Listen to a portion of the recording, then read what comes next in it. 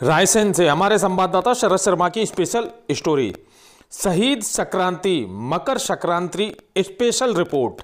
संपूर्ण भारत में 14 जनवरी को मकर संक्रांति मनाई जाती है, लेकिन रायसेन जिले के उदयपुरा के बोरास में शहीदी संक्रांति मनाई जाती है। देश 15 अगस्त 1947 को आजाद हुआ था और रायसेन जिला जो भोपाल नवाबी रियासत का अहम हिस्सा था, यहां पर हुआ था विलीनीकरण आंदोलन, जिसमें 4 सपूत राजपूतों ने भारत के ध्वज को गिरने नहीं दिया था और आज उनकी याद में मां नर्मदा के किनारे बोरास घाट पर श्रद्धा सुमन अर्पित कर मनाई जाती है शहीदी मकर संक्रांति।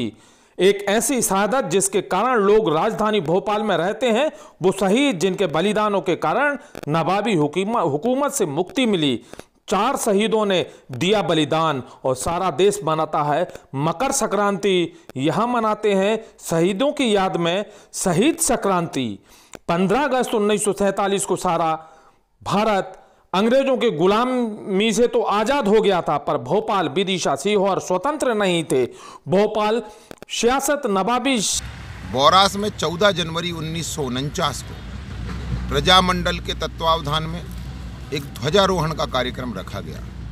वहाँ मकर संक्रांति का मेला था, परंतु हमीदुल्ला के थानेदार जाफर ने पूरे में घेराबंदी कर दी और तिरंगा फहराने की इजाज़त उस दिन किसी को नहीं थी। ये दुर्भाग्य था, परंतु प्रजामंडल के साथियों ने घनश्याम दास मालानी के नेतृत्व में वहाँ ध्वजारोहण का कार्यक्रम रखा, जिसमें बैजनाथ गुप्ता बिजली बाबा वहाँ सक्रिय रूप से उपस्थित थे। वहाँ जब ध्वजारोहण हुआ तो सबसे पहले 16 वर्ष का एक नौजवान छोटे सिंह, उसने झंडा थामा और जाफर की एक गोली उसके माथे में लगी और वो भारत माता की बलिवेदी पर अपने प्राणों की शहादत दे गए। छोटे लाल के शहीद होने के बाद वहाँ धन सिंह नामक एक युवक वहाँ पहुँचे और वो तिरंगा उन्होंने थाम लिया।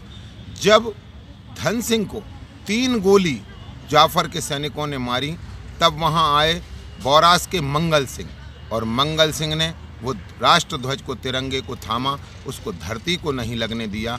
और वह राष्ट्रध्वज जब मंगल सिंह को गोली लगी, 3 गोली उनके सीने में लगी, तब उन्होंने विशाल सिंह नामक एक युवक वहां आगे आया और उसने वो राष्ट्रध्वज थामा। जब वो राष्ट्रध्वज विशाल सिंह रखे थे, तब उनके एक गोली मस्तक में लगी और एक गोली छाती में लगी, परंतु विशाल सिंह ने वो ध्वज गिरने नहीं दिया और वह ध्वज लेकर मां नर्मदा तक रेंगते हुए आगे बढ़े। और जब वो अपने प्राणों का उत्सर्ग कर रहे थे, तब उनके अंतिम शब्द ये थे कि मैंने झंडे को झुकने नहीं दिया भारत माता की बलिवेदी पर। ऐसे 4 सपूत उस दिन बोरास के घाट पर अपने प्राणों की आहुति देकर भी भारत माता के स्वाभिमान की रक्षा की। और रायसेन से हमारे संवाददाता गोलू मालवी की रिपोर्ट। मकर संक्रांति पर 2 दिन लगेंगे श्रद्धालु आस्था की डुबकी। रायसेन मुख्यालय से 110 किलोमीटर की दूरी पर प्रसिद्ध ग्राम बगलवाड़ा में भरता है मेला। लाखों की संख्या में आते हैं श्रद्धालु। कई श्रद्धालु दंडवत सरे भरते हुए कई किलोमीटर का सफर कर आते हैं और बताते हैं कि मां नर्मदा की कृपा से उन्हें कोई कष्ट नहीं होता। मां नर्मदा की कृपा बरसती है उन पर। रायसेन मुख्यालय से लगभग 110 किलोमीटर की दूरी पर ग्राम बगलवाड़ा से नर्मदा नदी निकलती है, जहां मकर संक्रांति पर कई हजारों की संख्या में श्रद्धालु पहुंचते हैं। श्रद्धालु यहां दंडवत सरे भरते हुए आते हैं। श्रद्धालु यहां पर कई किलोमीटर दूर से सरे भरते हुए आते हैं। कोई श्रद्धालु यहां 10 दिन से तो कोई 5 दिन में पहुंचता है। श्रद्धालुओं ने बताया कि उन्हें मां नर्मदा की कृपा से सरें भरने में कोई कष्ट नहीं होता। मां नर्मदा उन्हें इतनी शक्ति देती है कि वह आसानी से आ जाते हैं और मां नर्मदा उनकी मनोकामना पूर्ण करती है और उन पर कृपा बरसाती है। वहां पहुंचने के बाद वह शुभ मुहूर्त में स्नान कर पूजा पाठ करते हैं।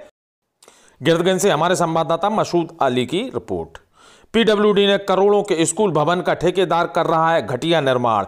देखरेख के अभाव में समनापुर कला में चल रहा है निर्माण। विकासखंड क्षेत्र में के ग्राम समनापुर में हायर सेकेंडरी स्कूल के नवीन भवन का निर्माण ठेकेदार द्वारा मनमर्जी पूर्वक घटिया एवं गैरकानूनी ढंग से किया जा रहा है।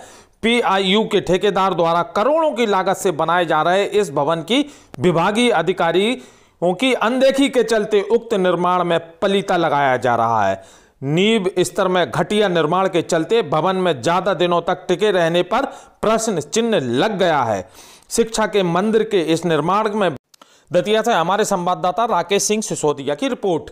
निःशुल्क पल्मोनरी फंक्शन शिविर का आयोजन दतिया में डॉक्टर हेमंत जैन द्वारा दतिया शहर के बुजुर्ग महिलाओं एवं बच्चों को निःशुल्क पल्मोनरी फंक्शन टेस्टिंग शिविर का आयोजन किया गया, जिसमें 40 मरीजों की किया आधुनिक मशीनों से अपने फेफड़े की जांच करवाई, जिसमें डॉक्टर जैन द्वारा मरीजों की जांच निःशुल्क परामर्श कर दे उचित इलाज के लिए जानकारी उपलब्ध कराई। गंभीर मरीजों को ग्वालियर से आए डॉक्टरों द्वारा सही मार्गदर्शन कर ग्वालियर आने की सलाह दी। इसमें किसी व्यक्ति के फेफड़ों की जाँच की जाती है, जाना जाता है कि फेफड़े कितने कार्य कर रहे हैं। मरीजों के लिए निःशुल्क स्पायरोमेट्री कैंप लगाया हुआ है। स्पायरोमेट्री एक ऐसी प्रोसेस है जिसमें एक मशीन के द्वारा फेफड़ों की क्षमता, कार्य क्षमता का पता लगाया जाता है कि कितने कार्य कर रहे हैं। और ये जो जांच होती है वास्तविक रूप से दतिया में अभी उपलब्ध नहीं है, ना ही मेडिकल कॉलेज में उपलब्ध है। तो इस टेस्ट के लिए मशीन जो है हमने एक कंपनी के द्वारा स्पॉन्सर करा करके चेन्नई से मंगाई है, और ये जो हमारे PFT करने के लिए आए हुए हैं ये ग्वालियर से आए हुए हैं।